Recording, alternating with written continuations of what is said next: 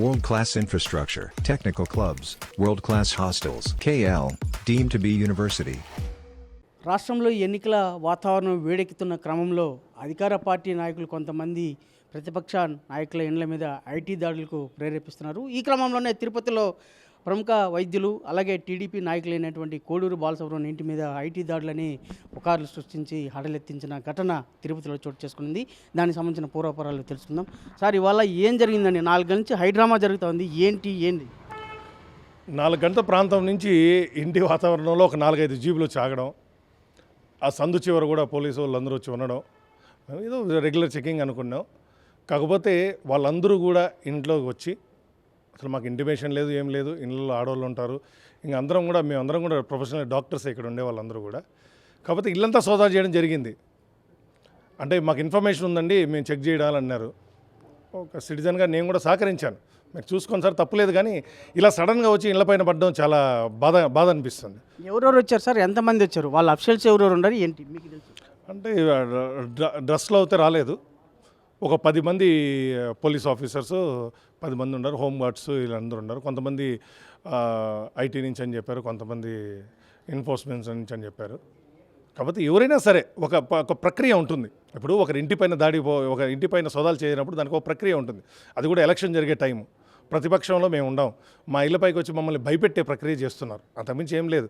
కాకపోతే న్యాయబద్ధంగా బతికిన వాళ్ళం, మేము న్యాయపరంగానే పోరాడతాం ఎప్పుడైనా కానీ.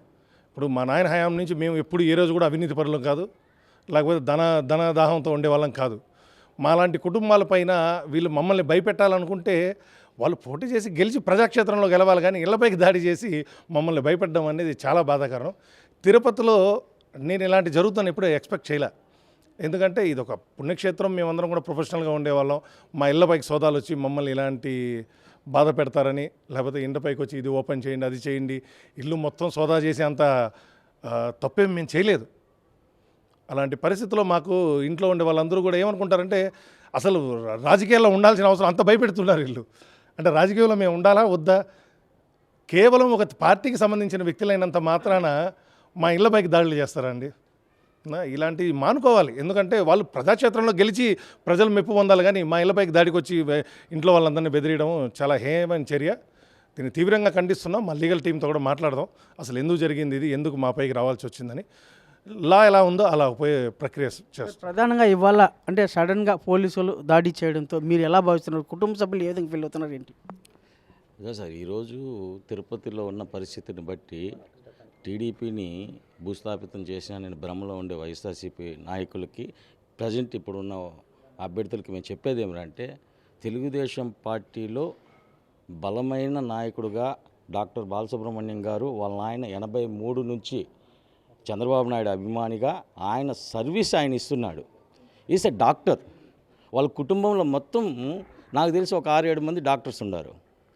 ఈరోజు వైఎస్ఆర్సీపీ వాళ్ళు రాజకీయంగా ఎదుర్కోక ఆయన్ని ఎలా అణగదొక్కాలనే ఆలోచనలో ఈరోజు వాళ్ళ కుటుంబాన్ని భయభ్రాంతులు చేసే పరిస్థితి తీసుకొచ్చారు. ఈ వీధంతా ఈరోజు భారీ ర్యాలీ డాక్టర్ కోడూరు బాలసుబ్రహ్మణ్యం భుజ స్కంధాల మీద చంద్రబాబు నాయుడు ఆదేశాల కోసం చేశారు. వాళ్ళకి భయం స్టార్ట్ అయిపోయింది.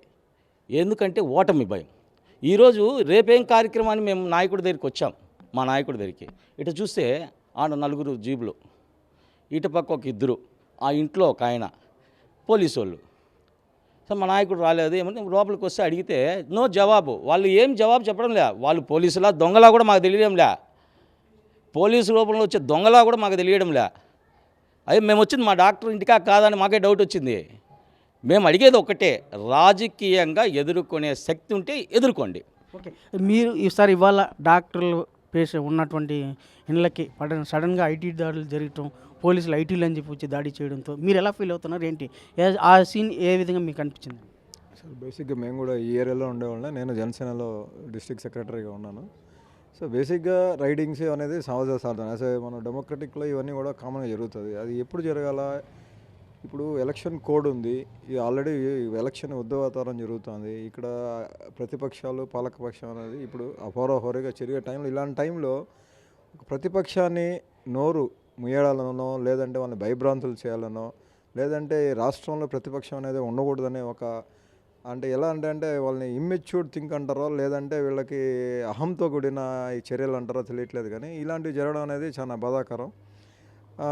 ఇలాంటి సందర్భంలో చేయడం అనేది ఒక ఉద్దేశపూర్వకంగా చేసినట్టు అనేది ఒక బ్యాడ్ సందేశం అనేది వాళ్ళకే నెగిటివ్గా వస్తుంది. ఈరోజు జగన్మోహన్ రెడ్డి గారు ప్రజావేదికని ఏ రోజు కూల్చాడో ఆ రోజు నుంచి కూడా ఆయన ఏది చేసినా డిజాస్టర్గానే పోతున్నాడు, కానీ ఏది కానీ పాజిటివ్గా. సో అయిందేదో అయిపోయింది. ఇప్పుడు ఎలక్షన్లోకి వచ్చాం. ఇలాంటి టైంలో ఈ తిరుపతి లాంటి టెంపుల్ సిటీలో ఒక ప్రశాంతమైన వాతావరణంలో ఒక అమ్మకబుల్గా పోయే విధంగా పోవాలి, కానీ ఇలా జనాల్ని హడావిడిగా వచ్చి భయభ్రాంతులు చేయడం, ఇలా ప్రతిపక్షాలను నోరు ముయ్యడాలని ప్రయత్నం చేయడం అంటే అది వాళ్ళ కలగానే మిగిలిపోతుంది. ఖచ్చితంగా రాబోయే రోజుల్లో బుద్ధి చెప్తాం. దీన్ని ఇలాంటి చర్యల్ని ఇలాంటి సందర్భంలో చేయడం అనేది చాలా బాధాకరం. తీవ్రంగా ఖండిస్తున్నాం. రాజకీయంగా ఎదుర్కోవాలే తప్ప ఉన్న పలంగా ఐటీలు దాడి చేసి కుటుంబాలని భయపెట్టడం, భయభ్రాంతులకు గురి చేయడం ఇది హేయమైన చర్యగా భావిస్తున్నారు. వీడియో జర్నలిస్ట్ మనీతో రవి, తిరుపతి RTV. మరిన్ని వీడియోస్ కోసం ఛానల్ ని సబ్స్క్రైబ్ చేయండి. లేటెస్ట్ అప్డేట్స్ కోసం వాట్సాప్ ఛానల్ ని ఫాలో చేయండి. అండ్ లింక్ డిస్క్రిప్షన్ లో ఉంది.